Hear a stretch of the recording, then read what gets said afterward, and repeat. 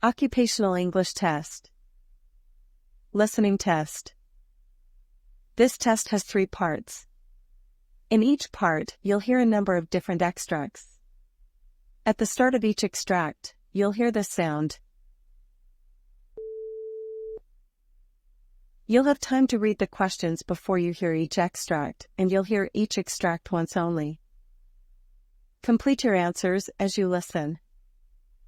At the end of the test, you'll have 2 minutes to check your answers. Part A. In this part of the test, you'll hear 2 different extracts. In each extract, a health professional is talking to a patient. For questions 1 to 24, complete the notes with information that you hear. Now, look at the notes for Extract 1. Extract 1, questions 1 to 12. For questions 1 to 12, complete the notes with a word or short phrase that you hear. You now have 30 seconds to look at the notes.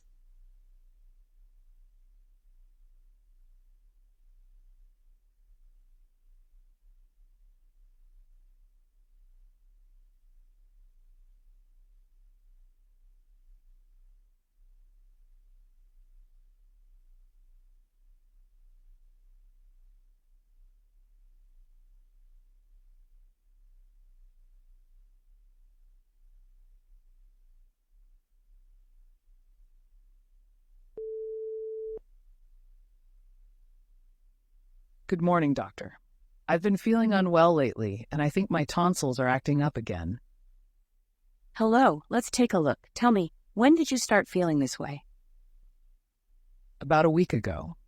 At first, I just felt a little scratchy in my throat, but then it got progressively worse.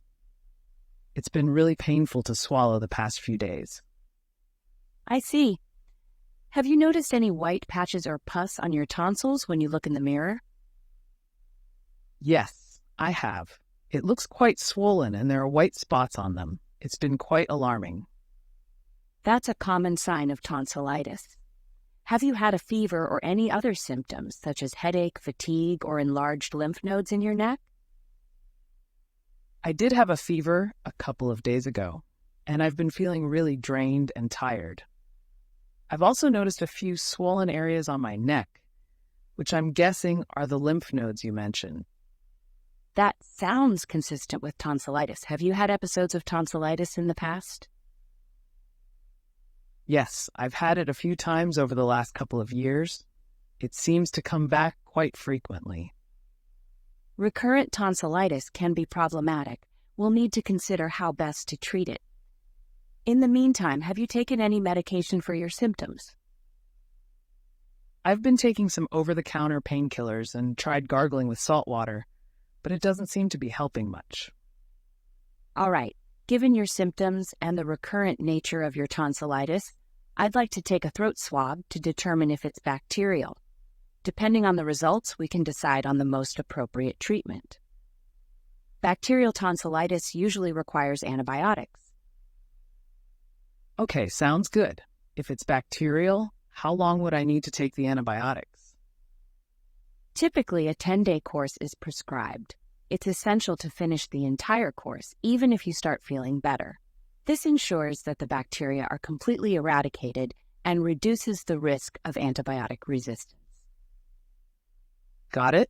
And if the swab comes back negative for bacteria? If it's viral, antibiotics won't help. We'd focus on managing your symptoms: pain relief, staying hydrated, and getting plenty of rest. Viral tonsillitis usually clears up on its own within a week or so. I understand. What about the recurrent nature of my tonsillitis? Is there something we can do about that?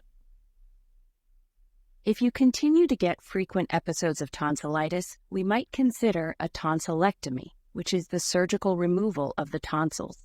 It can help reduce the frequency and severity of tonsillitis.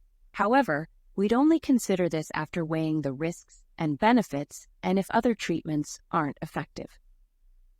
I've heard about tonsillectomies before. I'll definitely think about it if this keeps happening. For now, let's see what the swab says. Sounds like a plan. In the meantime, try to rest, drink plenty of fluids, and avoid any irritants like smoking or spicy foods.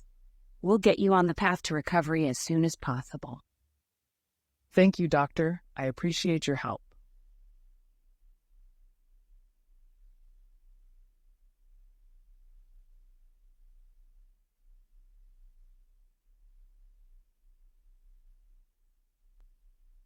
Extract 2, questions 13 to 24. For questions 13 to 24, complete the notes with a word or short phrase that you hear. You now have 30 seconds to look at the notes.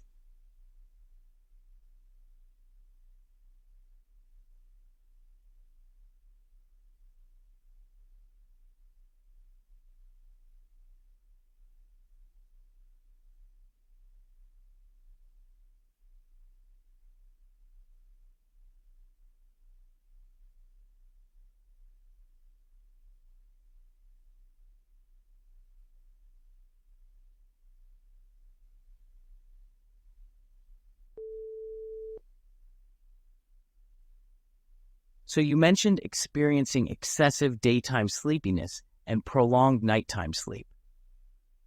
Yes, that's right. I've been sleeping a lot more than usual both during day and night. It's affecting my daily activities and work. I see. Have you noticed any specific triggers, or did this condition appear suddenly? It's been gradual. I just realized over the past few months that I've been needing more and more sleep, and I feel groggy most of the day. Do you snore heavily or stop breathing during your sleep? Not that I'm aware of. My partner hasn't mentioned anything about that either. All right. Are there any recent changes in your life or stressors that might be contributing? Not really. Everything has been pretty stable. I'm just confused as to why I'm feeling this way. Understandable. Hypersomnia can be primary, meaning it's not caused by another medical condition, or secondary, where it's a result of another health issue. Do you have a history of depression or anxiety? I was diagnosed with depression a few years ago, but have been in therapy, and it has been well managed. That's good to hear. Depression can sometimes contribute to hypersomnia, but it doesn't always. Also, some medications can cause excessive sleepiness. Are you on any medications currently? Yes, I'm taking an antidepressant and a medication for my blood pressure. Noted. Some medications can have side effects of drowsiness, but we'll need to evaluate if that's the cause in your case. I'd recommend a polysomnography, which is a sleep study to monitor your sleep patterns. It'll give us a clearer picture of what's happening during your sleep. Sounds good. I just want to get to the bottom of this. I understand your concern. Based on the results of the sleep study, we'll be able to determine the best course of action. In the meantime, try to maintain a regular sleep schedule and avoid caffeine or alcohol close to bedtime. I'll try that. Thank you for helping me figure this out. You're welcome. We'll work together to address this and improve your quality of life. Sleep is essential, and we want to ensure you're getting restful, quality sleep.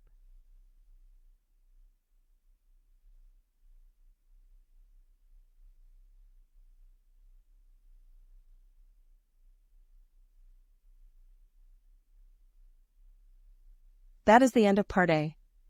Now look at Part B. Part B. In this part of the test, you'll hear 6 different extracts. In each extract, you'll hear people talking in a different healthcare setting. For questions 25 to 30, choose the answer A, B, or C, which fits best according to what you hear. You'll have time to read each question before you listen. Complete your answers as you listen. Now look at question 25.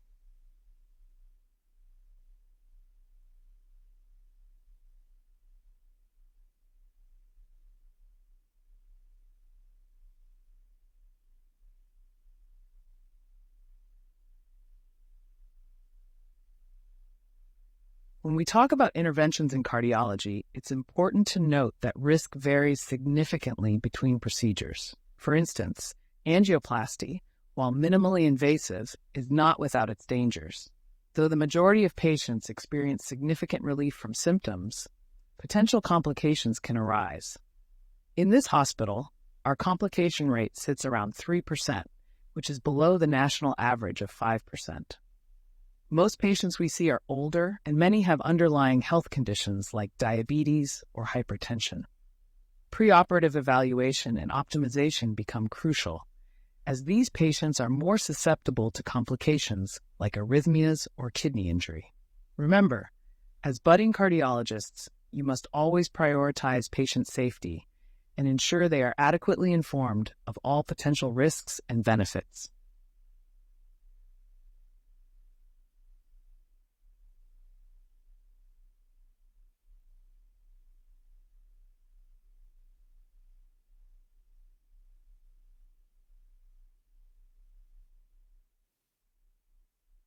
Now look at question 26.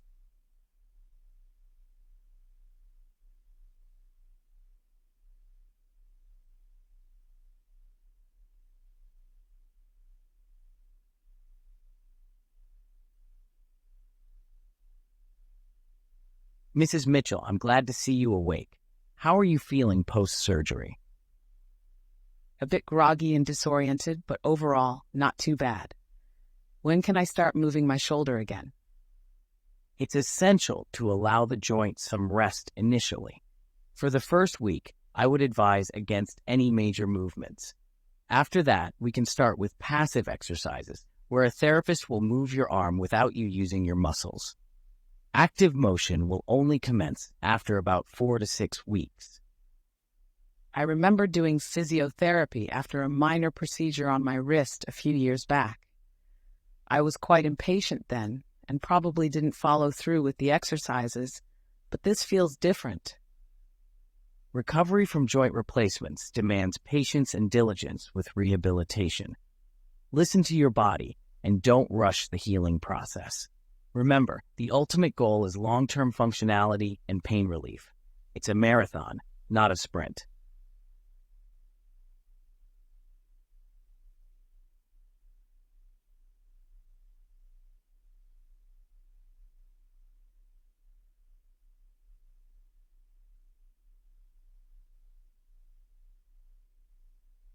Now look at question 27.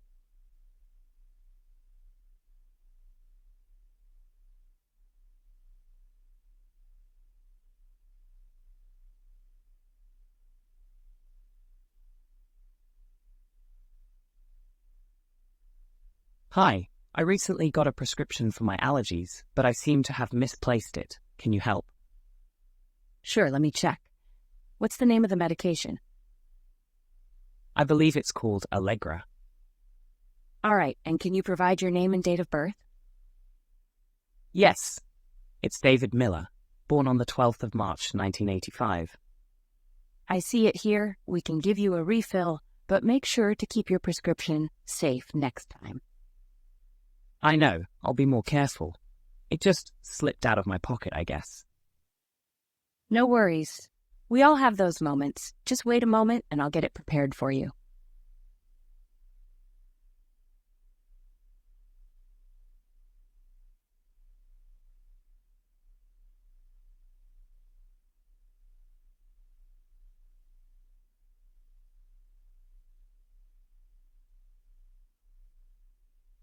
Now look at question 28.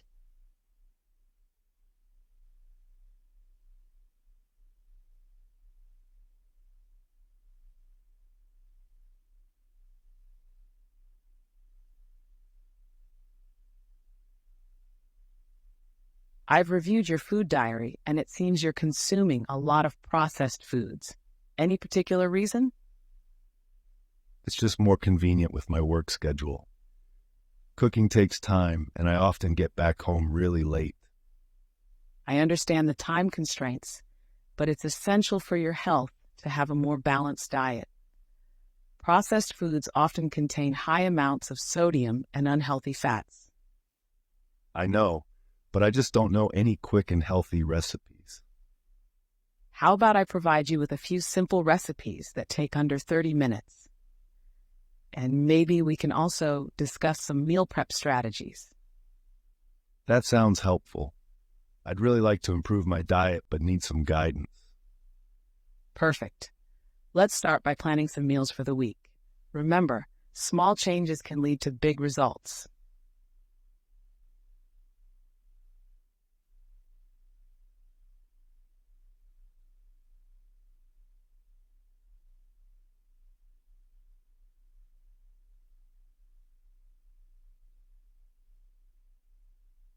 Now look at question 29.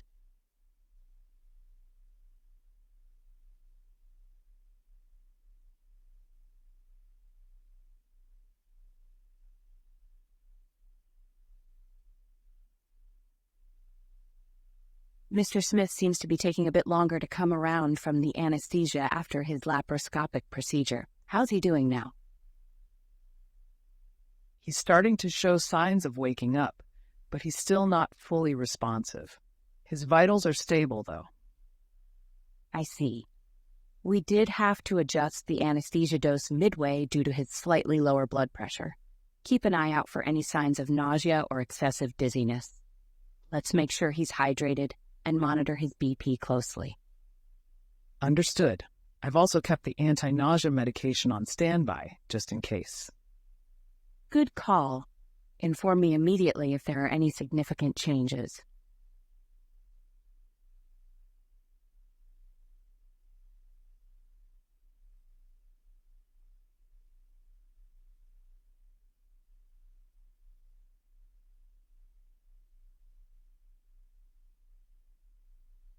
Now look at question 30.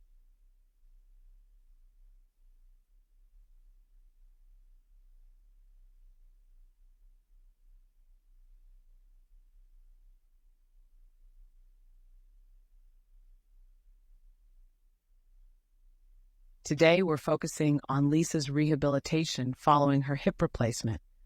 I believe this is her third session with us. Yes, that's right. Her mobility has been improving, but she still has a ways to go. We'll start with some gentle range of motion exercises today.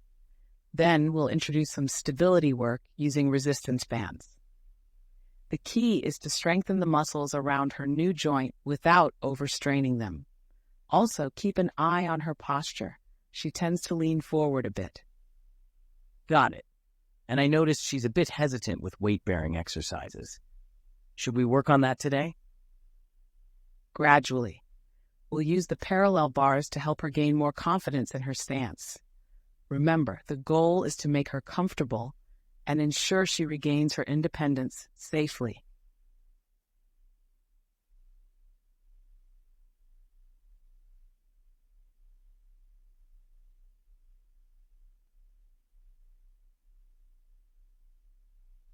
That is the end of Part B. Now look at Part C. Part C. In this part of the test, you'll hear two different extracts. In each extract, you'll hear health professionals talking about aspects of their work. For questions 31 to 42, choose the answer A, B, or C, which fits best according to what you hear. Complete your answers as you listen. Now look at Extract 1.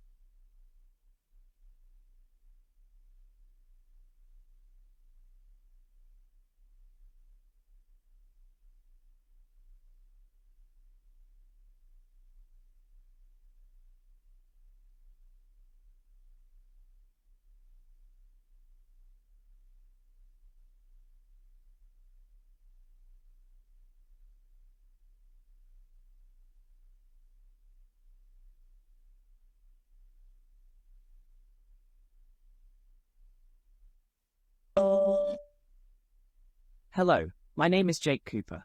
Today I'd like to delve into a topic which is somewhat beyond my usual purview, sarcoidosis. It's an intriguing multi-system disorder that primarily affects the lungs and lymphatic system. Sarcoidosis is a systemic inflammatory disease where tiny clumps of inflammatory cells, known as granulomas, form in various organs. Most commonly, these granulomas are found in the lungs, but they can also manifest in the skin, eyes, heart, and other organs. The cause of sarcoidosis is yet to be fully understood.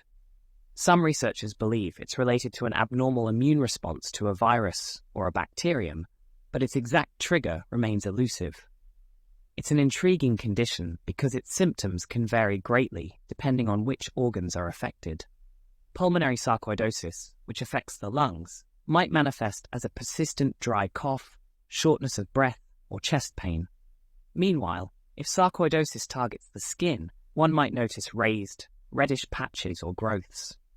There's also the possibility of eye symptoms like blurred vision or redness. These varied symptoms mean that sarcoidosis can sometimes be mistaken for other illnesses, leading to delays in diagnosis. The incidence of sarcoidosis is somewhat variable, with it being more common in individuals of African or Northern European descent. Furthermore, it tends to appear in people aged between 20 to 50, although it can strike at any age. One of my recent encounters was with a 34-year-old gentleman named Michael. He approached me with skin lesions, initially suspecting them to be related to some allergy. But upon deeper examination and considering his complaints of persistent cough, I felt it prudent to refer him for further testing. As suspected, the biopsies revealed non-caseating granulomas consistent with sarcoidosis.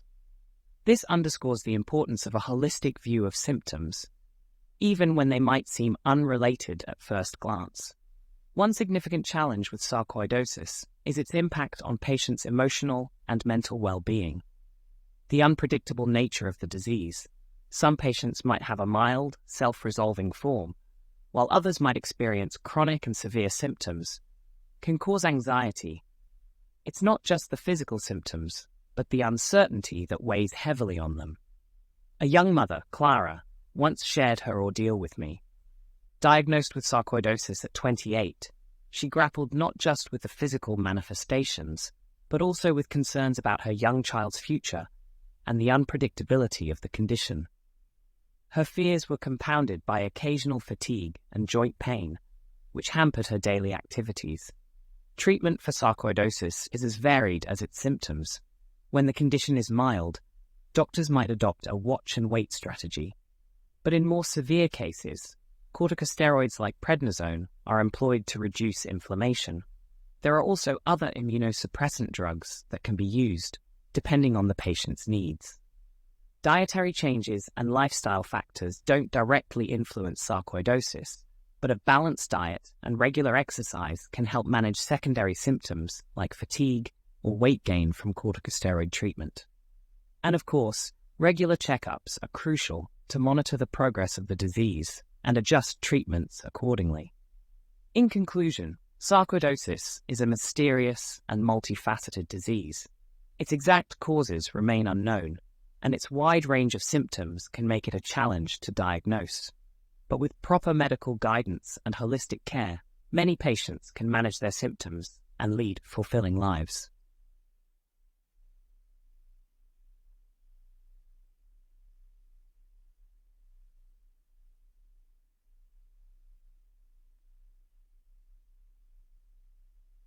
Now look at Extract 2. Extract 2, questions 37 to 42. You now have 90 seconds to read questions 37 to 42.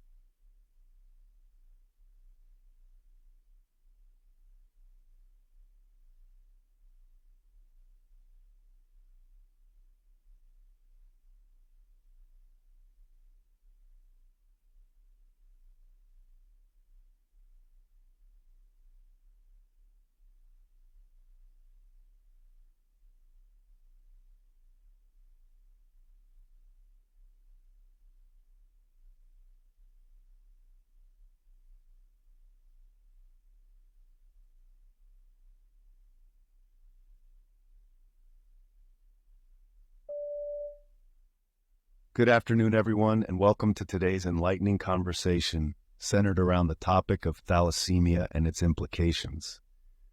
We have with us Dr. Lydia Morris, a leading hematologist who has been deeply involved in research and treatment of patients with thalassemia. Thank you for having me. It's a pleasure to share insights on this topic that is of paramount importance.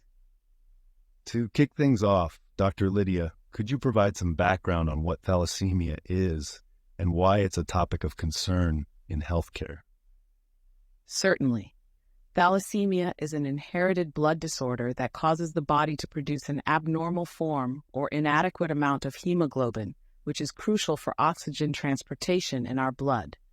Patients with this disorder can have mild to severe anemia, and it can affect both children and adults.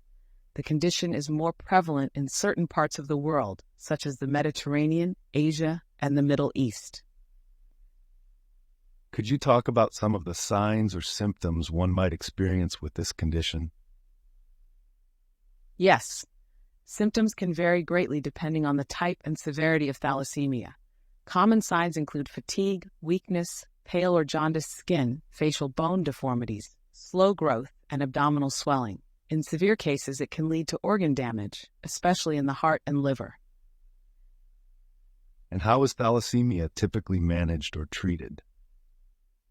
Treatment primarily revolves around managing symptoms and potential complications. This often involves regular blood transfusions for those with severe types, which can improve anemia, but also lead to iron buildup.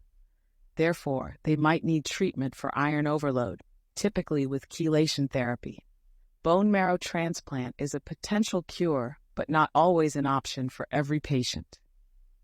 Given the complexities, how does a multidisciplinary approach come into play for managing patients with thalassemia? Great question. A multidisciplinary team is essential because of the range of complications and requirements. Cardiologists can monitor heart health, endocrinologists look after hormone-related issues, and genetic counselors can provide advice for families. Regular transfusions require close collaboration with blood banks, and frequent iron monitoring demands specialized lab teams. Additionally, social workers and psychologists play a role in addressing the emotional and psychosocial aspects. That's comprehensive. What has your experience been in terms of outcomes and improvements in the field? Over the years, with advanced medical care, the life expectancy and quality of life for thalassemia patients have improved significantly. Research into gene therapy is promising, which could potentially offer a cure in the future. As we wrap up, what is a key takeaway you'd like to share from your work with thalassemia? I'd emphasize the importance of early diagnosis and tailored care. With the right interventions, many thalassemia patients can lead fulfilling lives. Additionally, public awareness can help in early detection, preventive measures, and support for affected families. Thank you, Dr. Lydia Morris, for sharing these invaluable insights on thalassemia. Your dedication to the field is truly commendable. It was my pleasure. Thank you for shedding light on this important topic.